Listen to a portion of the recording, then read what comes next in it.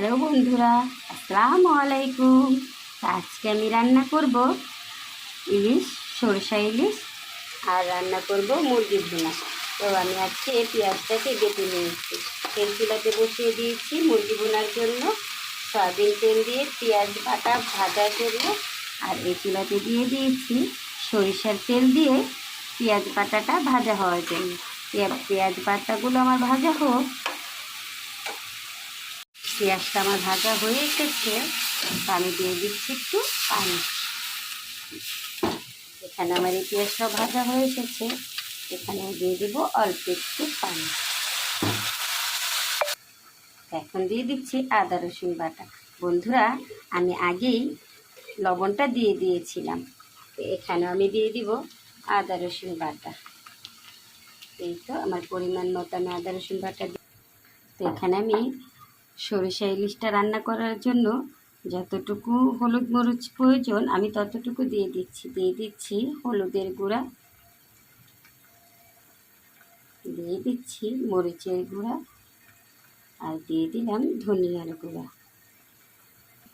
এখানে মাংসের জন্য এখন আমি আমার পরিমাণ মতো হলুদ মরিচ দিয়ে দিলাম হলুদের গুঁড়া, দিয়ে দিলাম মরিচের গুঁড়া, আর দিয়ে দিলাম ধনিয়ার গুঁড়া, আর দিয়ে দিলাম ভাজা জিরার গুঁড়া, আর দিয়ে দিলাম গরম মশলার গুঁড়া। এখন আমি মশলাটাকে কষিয়ে নিব। আমার দোনো চুলাতে গরম মশলা কষানো হোক। আমি এখানে আরও দিয়ে দিচ্ছি সরিষা বাটা। তো সরিষা বাটাটাকে আমি একটু ভালো করে মশলার সাথে কষিয়ে নিব। এখানে আমার মাংসর মশলাটা কষানো হয়ে এসেছে, আমি দিয়ে দিচ্ছি কয়েকটা কাঁচামরিচ, আর এখন দিয়ে দিব মাংসগুলো। আমি এখন দিয়ে দিচ্ছি মাংসগুলো আমি মশলার সাথে আর একটু কষিয়ে নিব। মাংসগুলোকে আমি একটু নেড়ে কষিয়ে নিচ্ছি মশলার সাথে।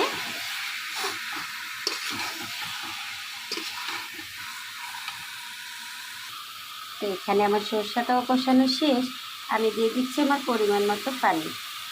পানিটা দিয়ে আমি একটু নেড়ে চেড়ে বলক আনিয়ে দিয়ে দিব মাছগুলো। এখানে আমার মাংসটা কষানো হয়ে এসেছিলো, তো আমি আমার পরিমাণ মতো পানি দিয়ে দিলাম। আর এখানে আমার সরষাটাও বলক আসতেছে, তো আমি এখন দিয়ে দিলাম কাঁচামরিচ। আর এখন আমি একে একে ইলিশ মাছগুলো দিয়ে দিব।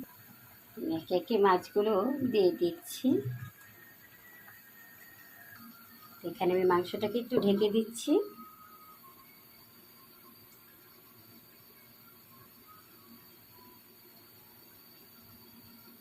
এখানে আমি ইলিশ মাছটাকে একটু ঢেকে দিচ্ছি, আর এখানে আমি মাংসটা ঢেকে দিয়েছি। তো কিছুক্ষণ পর আবার ঢাকনাগুলো উঠিয়ে দেখবো কি অবস্থা। দেখি মাছটার কি অবস্থা। এই তো সরষা ইলিশটা আমার হয়ে এসেছে বন্ধুরা, তো আমি এখন নামিয়ে নিব। আর এখানে দেখি মাংসের কি অবস্থা। এই তো মাংসটাও হয়ে এসেছে, আর একটু ঝোল কমলে আমি নামিয়ে নিব বন্ধুরা। তো বন্ধুরা, আপনাদের যদি আমার রেসিপিগুলো একটু ভালো লেগে থাকে তাহলে একটা লাইক বা একটা কমেন্ট বা একটা শেয়ার করে ছোট বোনের পাশে থাকবেন।